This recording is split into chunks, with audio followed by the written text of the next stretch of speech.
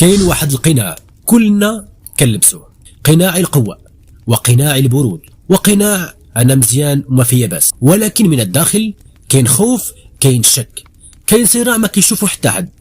كنضحكوا قدام الناس ونبانوا واثقين، ولكن في الليل تجي الحقيقة. كتصور راسك واش انا عايش الدور ديالي ولا غير كنمثل. المشكل ماشي انك ضعيف، المشكل انك كتخاف تعترف بضعفك، حيت المجتمع علمنا كون قوي، ما تبينش الالم وما تعترفش بالخوف. ولكن الحقيقة اقوى انسان هو اللي كيواجه الحقيقة ديالو بلا هروب. الا كنت خايف اعترف، الا كنت ضايع اعترف، الا كنت حاب تبدل ابدا. راه القناع كيحميك نهار ولكن كيخنقك عمر كامل. الشجاعة ماشي انك تبان قوي، الشجاعة انك تكون صادق. ودابا جاوب بصراحة، واش الناس كيعرفوك حقيقي ولا غير نسخة المسقولة اللي كتوريهم؟